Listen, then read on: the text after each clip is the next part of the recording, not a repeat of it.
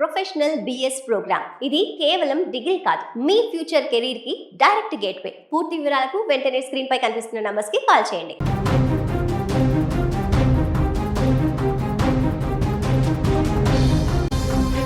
యాదాద్రి జిల్లాలో దారుణ ఘటన చోటు చేసుకుంది. స్కూల్ బస్సు కింద పడి ఓ 3 ఏళ్ల చిన్నారుడు మృతి చెందినటువంటి ఘటన సంచలనంగా మారింది.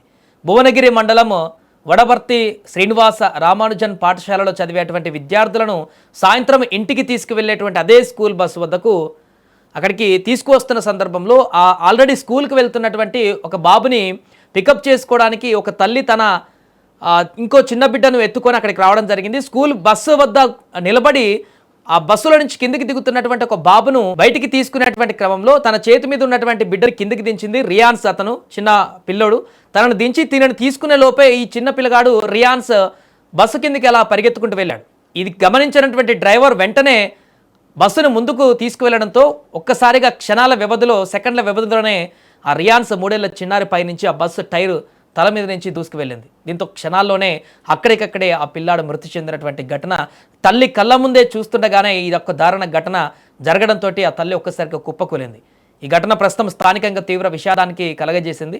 దీనికి సంబంధించిన పూర్తి వివరాలు తెలుసుకుందాం. ప్రమాదం ఎలా జరిగింది, పూర్తి వివరాలకు సంబంధించి మా ప్రతినిధి శరత్ ఫోన్ లైన్లో మరిన్ని వివరాలు అందిస్తారు. శరత్, ఈ ప్రమాదం ఎప్పుడు జరిగింది, పూర్తి వివరాలు ఏంటి, అసలు ఏం జరిగింది, తప్పెవరిదని చెప్తున్నారు? Thank you Sai. యాదాద్రి భువనగిరి జిల్లా భువనగిరి మండలం వడపర్తి గ్రామంలో విషాదం నెలకొంది. 3 సంవత్సరాల బాలుడు రియాన్స్ నిన్న మొన్నటి వరకు ఆడుకుంటున్నాడు. తన అన్నను తీసుకొద్దామని చెప్పి తల్లితో పాటు చంకలో ఉన్నటువంటి రియాన్స్ అనుకోని సంఘటనలో అంటే తన అన్నం తీసుకొచ్చే బస్సు కింద పడి చనిపోయినటువంటి ఘటన సంచలనం లేపిందని చెప్పవచ్చు.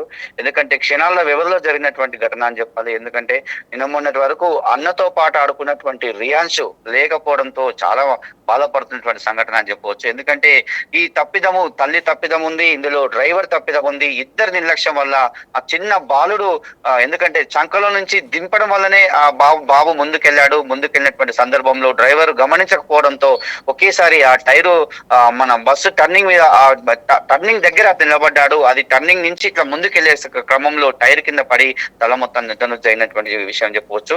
ఎందుకంటే నిజంగా మరి ఆ తల్లి చంకల నుంచి దించకుంటే మాత్రం ఖచ్చితంగా ప్రాణం దక్కేదేమో.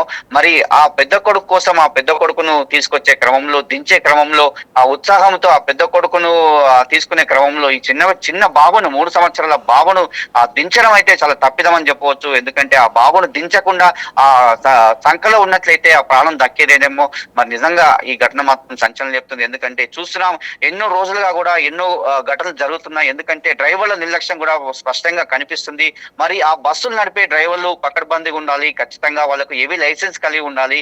మరి నిజంగా చాలా జాగ్రత్తగా నడుపుతుండాలి. చూస్తున్నాం ఎన్నో ఘటనలు జరుగుతున్నప్పటికీ కూడా మరి అక్కడ ఆ గ్రామంలో మరి ఆ సంఘటన జరిగినటువంటి ప్రదేశంలో నిజంగా మరి డ్రైవర్ నిర్లక్ష్యం అయితే స్పష్టంగా కనిపిస్తుంది. ఎందుకంటే ఆ డ్రైవర్ చూసుకోవాలి. ఇంకొకటి ఏంటంటే డ్రైవర్ కాకుండా మరొక ఒక ఆయా ఉంటది, ఆయానే దింపుతారు పిల్లల్ని. మరి అవును సార్, అంటే పిల్లవాడు దిగిన తర్వాత మనకు లెఫ్ట్ ఉండేటువంటి మిర్రర్ లో కూడా డ్రైవర్ కి లెఫ్ట్ సైడ్ ఉండే మిర్రర్ లో కూడా తను గమనిస్తాడు దిగారా, ఆ దిగిన ప్యాసింజర్ కొంత బస్ కి దూరం జరిగారా ఆ తెలుసుకున్న తర్వాతనే మూవ్మెంట్ అను చేస్తుంటారు ఏ డ్రైవర్ అయినా కూడా.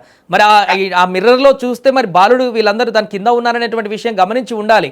అయినా కూడా ఎలా ముందుకు తీసుకువెళ్ళాడు?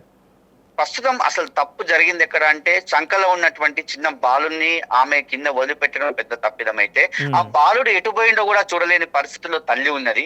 మరి ఆ బాలుడు నిజంగా చిన్న బాలుడు కాబట్టి ఆ బస్సు కిందికి వెళ్ళినప్పుడు ఖచ్చితంగా మిర్రర్ లో డ్రైవర్ చూసుకోవాలి. ఎందుకంటే అతని బాధ్యత. ఖచ్చితంగా ఒక బస్సు నడిపే వ్యక్తి ఖచ్చితంగా మామూలుగా వేరే వెహికల్స్ నడిపే వ్యక్తులు ఎలా ఉన్నా ఏం కాదు, కానీ స్కూల్ బస్సే నడిపే వ్యక్తులు మాత్రం ఖచ్చితంగా జాగ్రత్త వహించాలి. ఎప్పటికప్పుడు కూడా ఆర్టీఓ అధికారులు, జిల్లాకు సంబంధించి కావచ్చు, రాష్ట్ర అధికారులు కావచ్చు, అవేర్నెస్ కార్యక్రమాలు చేస్తుంటారు.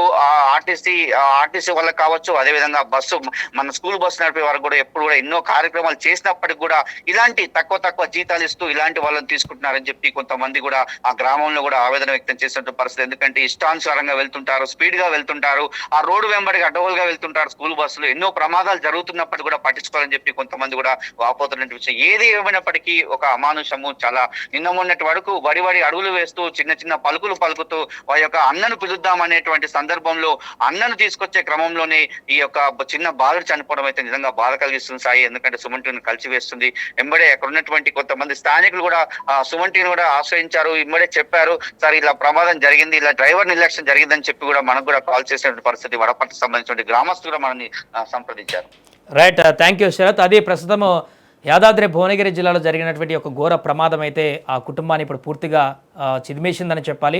ఒక బాబుని స్కూల్లో నుంచి తీసుకుందామని చెప్పేసి పికప్ చేసుకుందామని చెప్పేసి వచ్చినటువంటి ఆ తల్లికి తన చేతిలో ఉన్నటువంటి ఇంకో బాబు దాని కింద పడి చనిపోయినటువంటి దుస్థితి ఆ తల్లిని ఇప్పుడు తీవ్ర దిగ్భ్రాంతికి గురి చేస్తుంది. తనని పూర్తిగా విషాదవదనంలోకి నెట్టేసినటువంటి పరిస్థితి.